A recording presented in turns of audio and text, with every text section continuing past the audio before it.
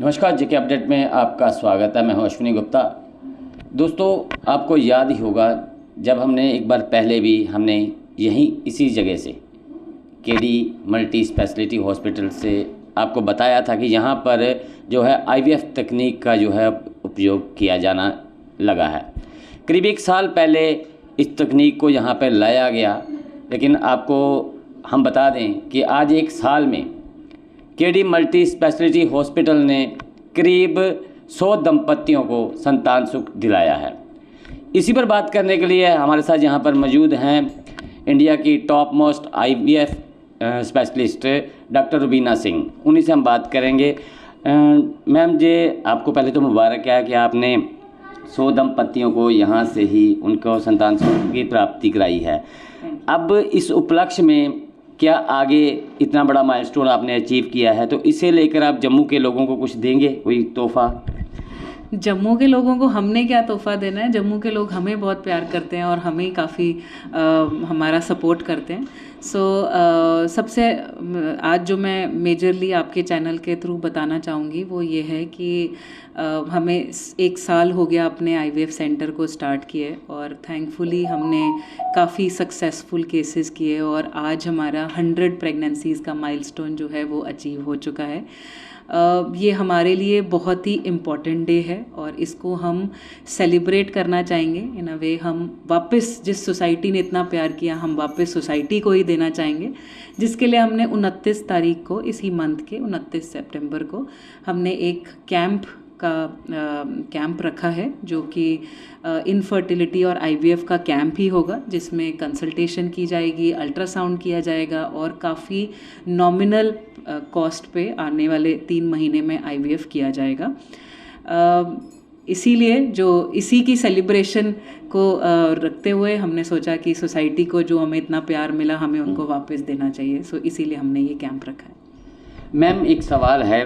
Mostly बहुत से लोग होते हैं, वो सोचते हैं कि कमी चाहे किसी में भी हो, चाहे महिला में हो या पुरुष में हो, लेकिन बावजूद उसके आईवीएफ तकनीक के भी कुछ लोगों को जो है वो संतान सुख नहीं मिल पाता है। उसकी क्या वजह रहती हैं? देखो, आईवीएफ एक मेडिकल ट्रीटमेंट है। हम ये नहीं सोच सकते कि हम जो डॉक्टर हैं वो आईवीएफ अगर करेंगे तो 100% सक्सेस आएगा। लेकिन हाँ, हम पेशेंट को ये बता देते हैं कि हाँ, अगर आप आईवीएफ का ट्रीटमेंट करवाओगे और अगर आप ट्राई करते रहोगे तो आपका सक्सेस कभी ना कभी ज़रूर आएगा। वो इसलिए क्योंकि आईवीएफ की सिलेक्शन बहुत ज़रूरी है। आप किस पेशेंट में आईवीएफ कर रहे हो वो बहुत ज़रूरी है और वो वाला जो इम्पॉर्टेंट डिसीजन है वो काफ़ी क्रिटिकल डिसीजन माना जाता है। नाउ आईवीएफ जो ट्रीटमेंट है वो काफ़ी हद तक लोगों के घरों में खुशियाँ दी, काफ़ी फैमिलीज़ को कंप्लीट किया। बट हाँ, कभी कभी ये फेल भी हो जाता है। लेकिन अगर कोई आईवीएफ फेल होता है तो उसके अंदर ही उसका कोई कारण भी छुपा होता है कि क्यों फेल हुआ। कोई ना कोई तो मेडिकल चीज़ हुई है, क्यों फेल हुआ। एग की क्वालिटी अच्छी नहीं है, स्पर्म की क्वालिटी अच्छी नहीं है। अब हमने अपने सेंटर में सारे इक्विपमेंट्स, हमारे इतने टॉप क्लास के इक्विपमेंट्स हैं जिससे एटलीस्ट हमें ये पता चल जाता है कि हाँ, कहाँ पर क्या दिक्कत आई। और हाँ, कई बार ये अनएक्सप्लेन्ड रीज़न भी रहता है, आपने अच्छे एम्ब्रियोज ट्रांसफ़र किए, प्रेगनेंसी नहीं आई, बट काफ़ी हद तक 50 to 60% सक्सेस जो है वो हम दे पाते हैं।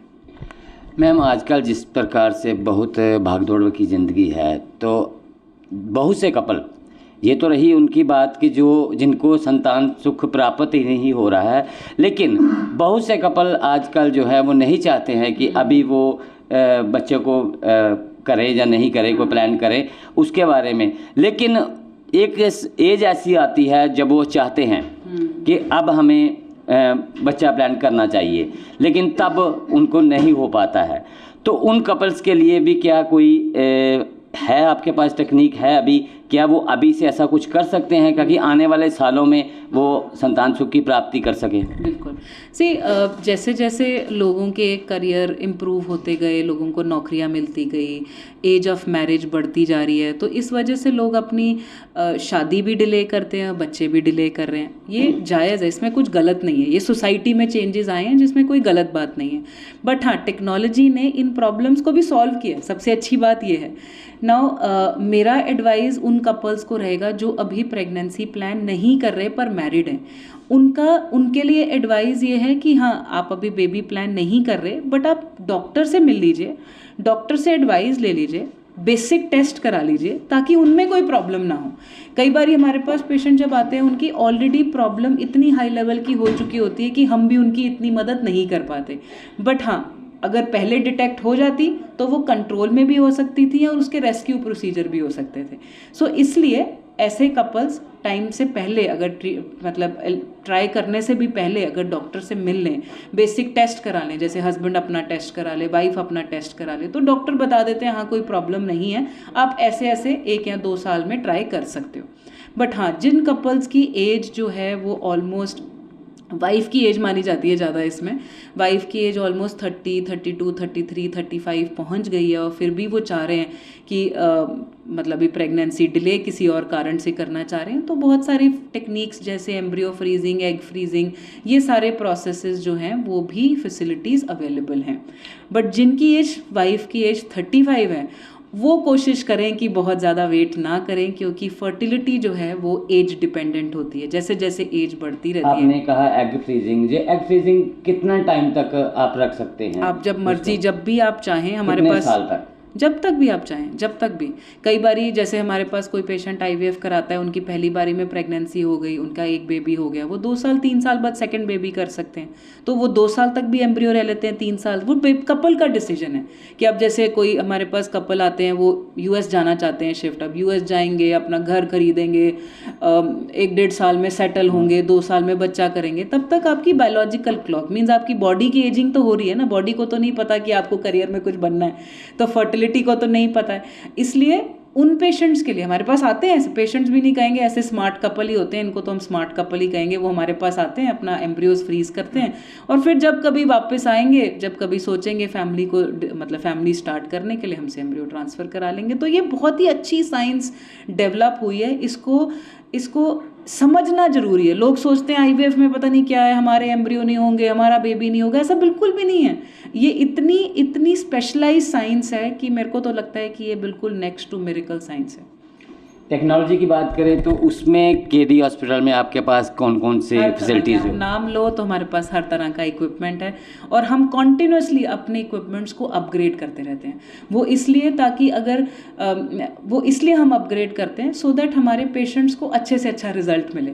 और इसमें जितना डॉक्टर का रोल है उतना इक्विपमेंट का भी रोल है। अगर आपके इक्विपमेंट वीक हैं तो भी आपका रिजल्ट बहुत अच्छा नहीं आएगा। सो दोनों चीज़ें ही इक्वली इम्पॉर्टेंट है और हमारे पास गॉड्स ग्रेस हमारे पास सारे इक्विपमेंट्स हैं।